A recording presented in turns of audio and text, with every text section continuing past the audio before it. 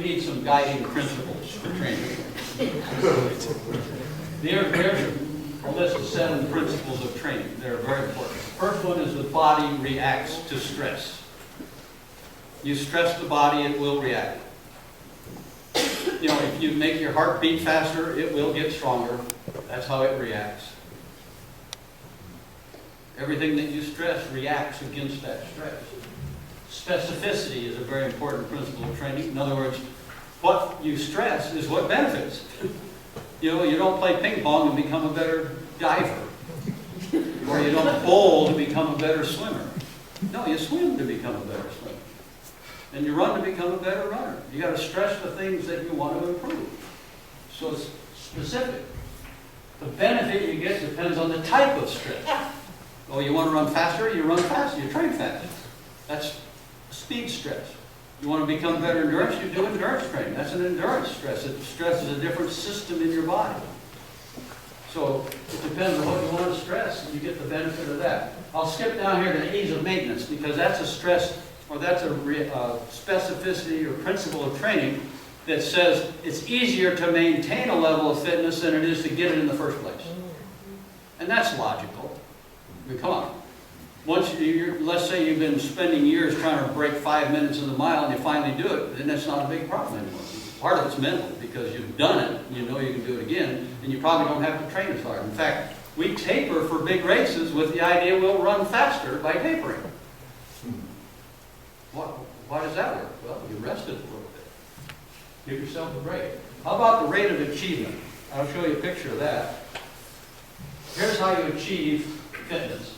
Let's say these are weeks of training down here, and you've never run, and you're going to do 3 1-mile runs at 8 minutes each with 10-minute rest, and you're going to do that 3 times a week. That's your training.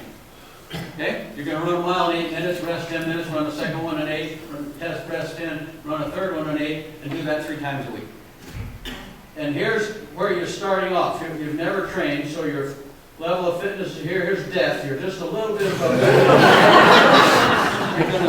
You're going to get fitter as you do this training. And this is the path you will follow right here. Not this nice little linear one. And if you look at that, you'll see that within 1 week you're about halfway there. It's called the half-life of training. It says in 1 week you've gained about as much as you're going to gain from this training right here. And in 2 weeks, you'll gain about half of where you got in 1 to where you're going. And in 3 weeks, you'll get about half of where you were in 2 weeks and where you're going. So it's 50, 75, 87, 93, 97, 99%, and in 6 weeks, you're there. And you're not going to get any fitter.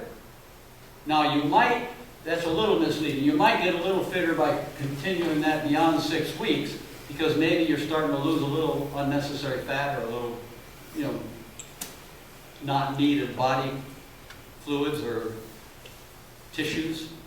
So you could continue to improve by losing some of that stuff. But let's say you don't have any to lose. From a physiological point of view, you're about there in 6 weeks. So you're going to have to change something. You're going to have to change the stress. That's easy. That's great in running. Here's 4 different things.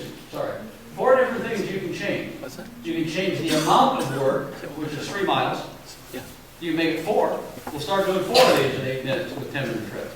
Or we can leave that the same and do it a little faster, maybe 7:30. So we can change the amount, we can change the intensity, we can change the recovery between them, or we can change the frequency.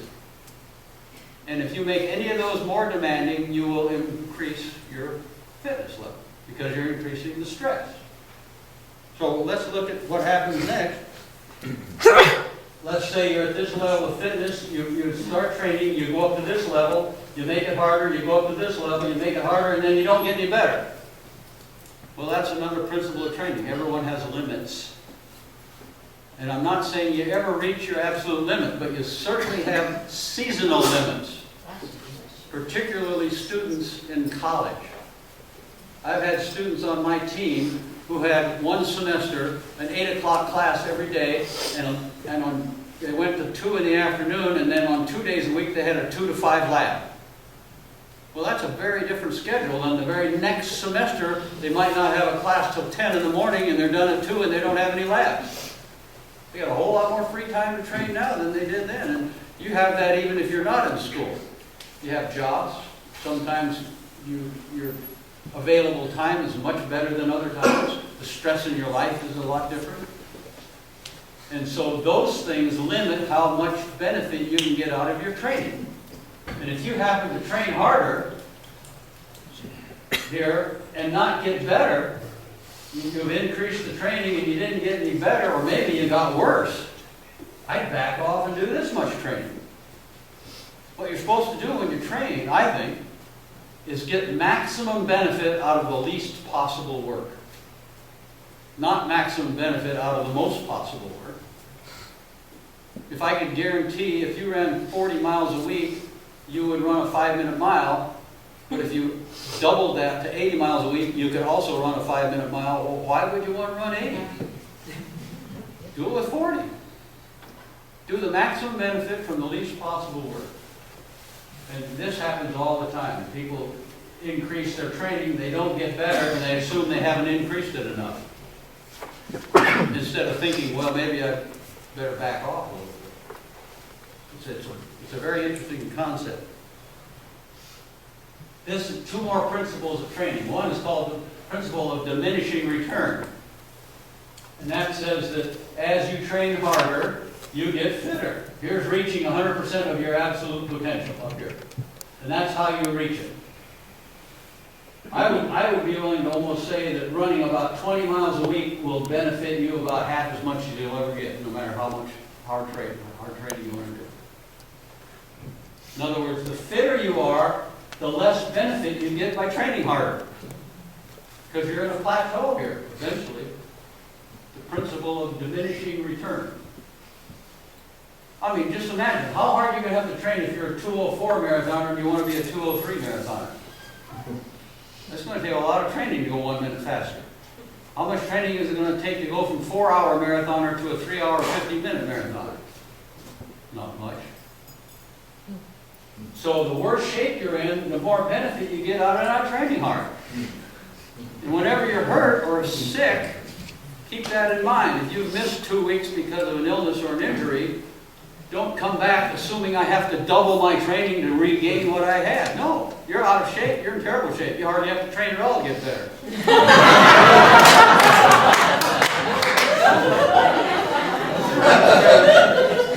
You have to train extra hard because you missed some training, because you're way back over here someplace now, where you get big benefits from a little bit of training.